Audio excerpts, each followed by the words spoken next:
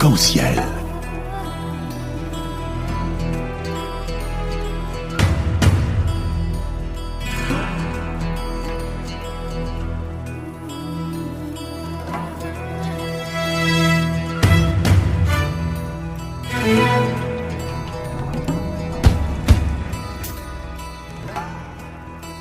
Arc-en-ciel, chaque dimanche, actualité, culture, économie, société et animation festive. Avec Abdelatif Arc-en-ciel, la chronique.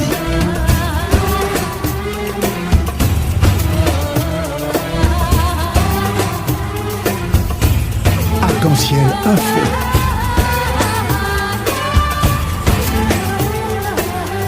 Arc-en-ciel, animation festive.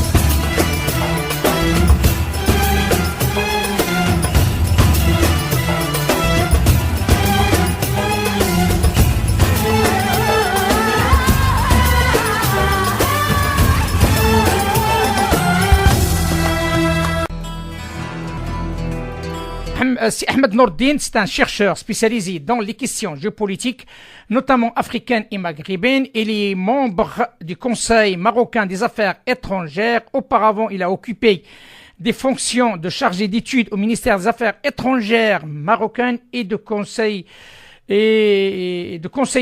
du ministre des Affaires étrangères aussi. À son actif, plusieurs publications sur des questions d'ordre géopolitique qui touchent plusieurs régions du monde, notamment l'Afrique, le Maghreb, le Moyen-Orient, la Russie et la Chine. C'est Ahmed Nourdine, bienvenue dans l'émission Arc-en-ciel sur Radio Pluriel. Et ma première question est: l'actualité oblige, l'Afrique est sur la ligne de mire de tout le monde. Et comme vous le savez, l'Afrique, c'est un pays qui essaye de se mettre debout, mais malheureusement, il y a encore des failles qui expliquent à quel point que l'Afrique en a encore du moment devant elle pour qu'elle puisse se mettre debout autant que telle. Est-ce que l'aspect colonial a une part de responsabilité, soit américain ou européen? Merci pour l'invitation. Je vous salue. Je salue les auditeurs et les auditrices de votre radio pluriel.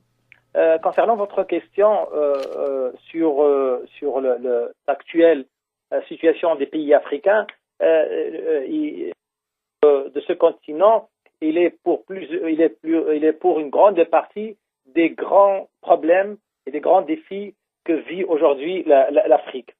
Comme vous le savez, l'Afrique a été depuis 3 ou 4 siècles, a été pillée par les différentes puissances coloniales, et d'ailleurs, il continue à l'être par le biais du nouveau colonialisme des multinationales.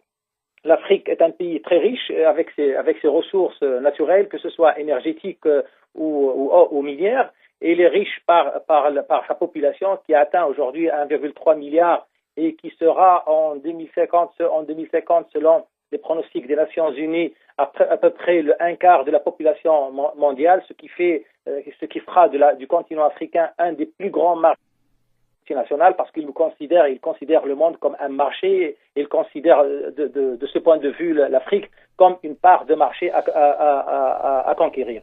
Donc sur ce plan-là, l'Afrique elle continue à être convoitée par ces superpuissances, quoique l'Afrique, c'est vrai, elle est un continent, le continent le moins développé sur le plan à l'échelle planétaire, mais elle continue malgré tout cela et malgré l'étiquette oui, elle continue de subventionner le reste du monde, notamment le monde occidental, les États-Unis et l'Europe, avec 40 milliards de dollars par an, selon les organismes qui s'occupent des fuites de fonds de manière illégale de ce continent, sachant que le continent il reçoit soi-disant les aides au développement des pays occidentaux de 19 milliards, alors que ces pays occidentaux et principalement européens, principalement les puissances coloniales, elles ferment les yeux sur cette fuite de capitaux de manière illégale de ce continent qui est chiffré à peu près de 40 milliards de dollars et qui peut être bien plus que cela.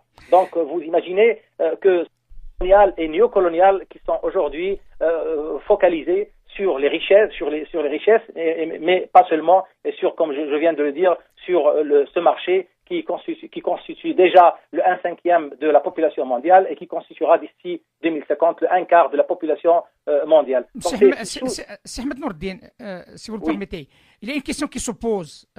Bien entendu, on dit qu'il y a une part de responsabilité des puissances post-coloniaux, donc des anciens colons qui ont, comme vous l'avez bien dit et que tout le monde le dit, comme quoi il y avait un pillage de l'Afrique.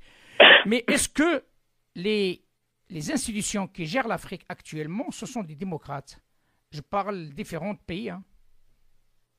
Non, justement, l'Afrique est doublement victime de ce passé colonial et néocolonial. D'abord, après l'indépendance de la majorité des pays africains, ils se sont vus gérés par des dictatures qui se sont mises en place, qui sont venues sur le dos de chars, comme tout le monde le sait, même s'ils avaient des étiquettes différentes de révolutionnaires ou de socialistes à l'époque du bloc de l'Est ou autre étiquette. Mais en réalité, c'était des dictatures qui n'ont pas qui ont opté pour des choix de développement entre guillemets économique et social qui ne sont pas les vrais choix des populations et les vrais choix à prendre. Au contraire, c'était des choix dictés par l'une ou l'autre des deux pôles, l'un ou l'autre des deux pôles à l'époque, que ce soit le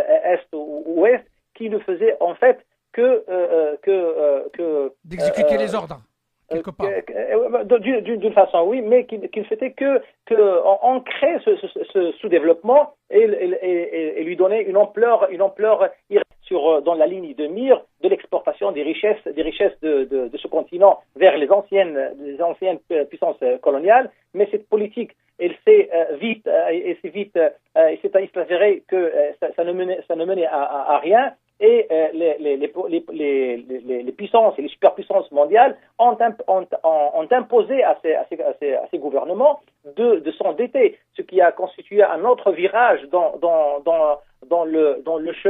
le chemin qu'a entrepris l'Afrique. Et puis on s'est buté contre le mur avec les politiques de restructuration des années 80 et du début des années 90, avec presque la faillite de ces pays. Donc, et aujourd'hui, après la chute du mur de Berlin, c'est pas aujourd'hui, mais dès la chute du mur de Berlin, il y a eu cette tendance de la globalisation générale qui nous montrait que le monde serait en rose en Afrique en optant pour la globalisation, l'ouverture des marchés, les pays ouverts et les économies ouvertes. Alors en réalité, c'était ouvert dans un seul sens, dans le sens de faire les puissances, ils interdisaient par exemple la libre circulation des forces. De la libre circulation des personnes, parce que l'Afrique, si elle est un marché ouvert pour les produits, la production et la machine productrice européenne et notamment et américaine par la suite, cette Afrique a besoin aussi d'être acceptée par ces Européens pour l'immigration, pour essayer de trouver une issue au problème que constitue le chômage dans ce pays. C'est Ahmed. Oui. La question qui se pose, bien entendu, il y a des problèmes de chômage, il y a des problèmes de société, il y a des inégalités sociales inégalées. L'Africain subit partout dans l'Afrique, tout le monde on le voit à travers les réseaux sociaux. Il y a des difficultés sociales énormes. Il y a des gens qui vivent vraiment au plus bas seuil de la pauvreté à l'échelle internationale, et d'autres sur un niveau très élevé qui créent vraiment des inégalités sociales. La question qui se pose, parce que tout le monde en parle bien sûr de l'immigration, l'immigration ce n'est pas toute l'Afrique.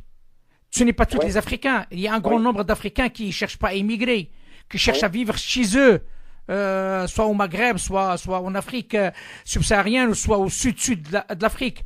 La question qui se pose actuellement, comment peut-on permettre aux Africains, j'ai dit aux Africains, de s'en sortir devant cette difficulté qui est double, hein, comme vous l'avez bien dit. Hein. Donc, il y a l'histoire des colons, mais il y a aussi les les gens qui travaillent pour eux, qui sont au pouvoir, et continuer à pomper, j'ose dire, cette Afrique, et que l'Africain souffre davantage. Selon vous, comment les Africains peuvent-ils s'en sortir, mis à part ces mouvements séparatistes qu'on les voit par-ci et par-là au sein de l'Afrique?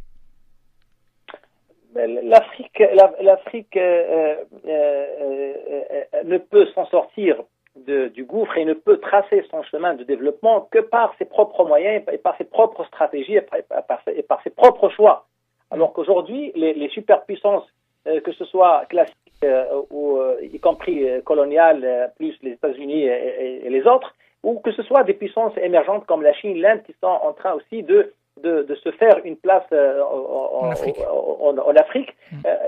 Ces superpuissances, elles ont leur stratégie. Leur stratégie, ils sont focalisés sur ce grand marché qui est en train de se construire. Et d'ailleurs, l'Afrique constituera, selon les pronostics, la locomotive de l'économie mondiale en cette moitié. C'est 40% de la population mondiale à l'horizon 2100, et avec ces 25% de la population mondiale à l'horizon 2050, plus les richesses qu'elle recèle, il y a pratiquement toutes les richesses minières et énergétiques dans ce continent. Mais ces puissances-là vont faire de manière à empêcher toute indépendance de la décision économique et bien sûr politique, parce que l'économie elle est toujours liée aux politiques, c'est l'économie politique. Et ces puissances vont faire de manière à empêcher ce continent à échapper de leurs mains, si j'ose dire. Et d'ailleurs, c'est dans cette perspective qu'on voit maintenant la concurrence acharnée entre les superpuissances. Le pas américain étant tourné en Afrique. Il a bien sûr, il a affiché que c'est une tournée l'objectif de cette tournée, c'était la lutte contre le terrorisme, mais tout le monde sait qu'il y a au moins deux autres objectifs principaux. Le premier, peut-être, c'est le rachat, déclarations scandaleuses et les propos abjects du président américain qui a traité les pays africains, et je m'excuse pour le terme, de pays de merde, c'est l'expression officielle qu'il a utilisée. Et le deuxième objectif, qui est le plus géostratégique et géoéconomique, c'est la reconquête de ce continent noir. Et dans le passage, ils essaient de stopper l'élan de la Chine, qui a de grandes ambitions pour l'Afrique. Si on suit, c'est Ahmed, c'est très important ce que vous êtes en train de dire. Si on suit votre raisonnement, donc on n'est pas dans un cadre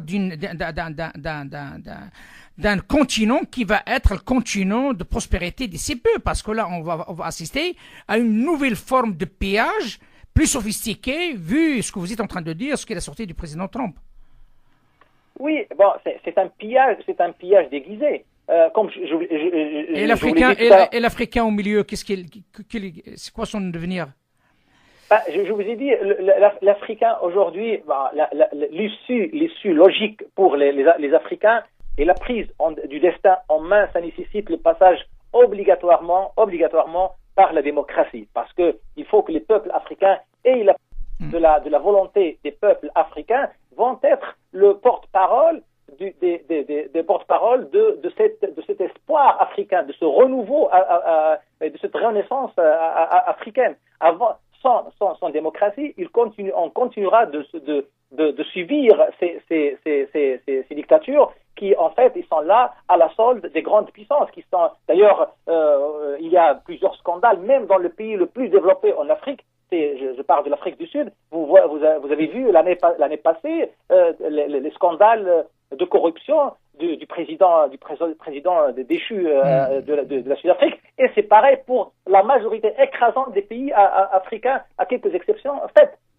Donc, tant qu'il n'y a pas encore cette émanation de la volonté des peuples africains via un système vraiment démocratique, pas des démocraties de façade, on continuera de subir ces politiques impopulaires et ces politiques qui ne sont pas dans l'intérêt des peuples africains. Mais pour revenir au raisonnement que je tenais tout à l'heure sur les États-Unis, si vous permettez, de développer pour partager, comme je l'ai dit tout à l'heure, par les superpuissances, que ce soit coloniales ou émergentes, pour au moins, et cette reconquête, j'ose dire, ou ce retour vers l'Afrique pour les puissances coloniales et cette conquête pour les puissances émergentes, elle est dictée par au moins trois ou quatre facteurs. Le premier, c'est que le continent constitue, comme je l'ai dit tout à l'heure, un grand marché, et chaque puissance essaie de trouver sa part de marché, que ce soit pour les productions civiles ou pour militaires. Ou pour militaires, pour leur faire une grande part des achats en termes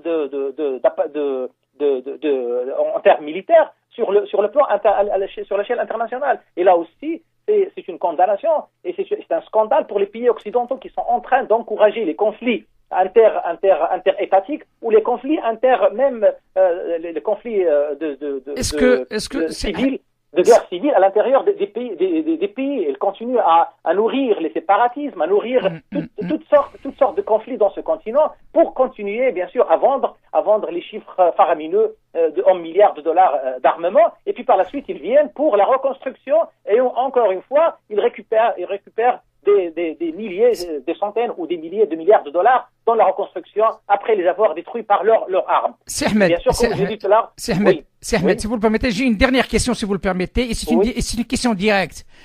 Est-ce que nous sommes en train de se diriger vers un printemps africain?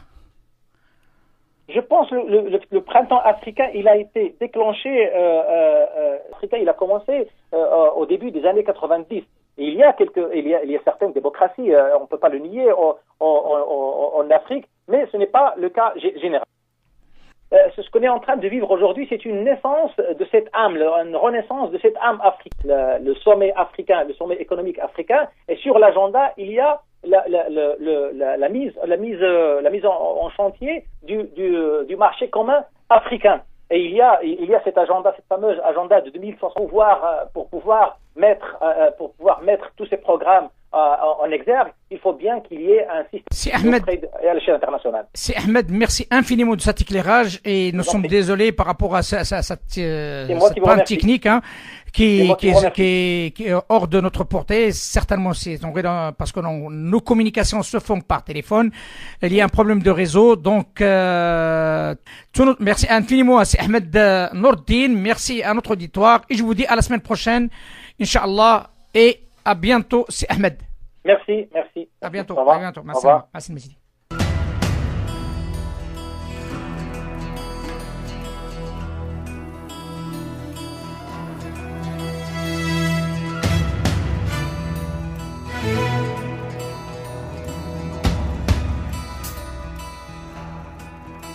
Arc-en-ciel, votre émission marocaine, chaque dimanche pour tout savoir.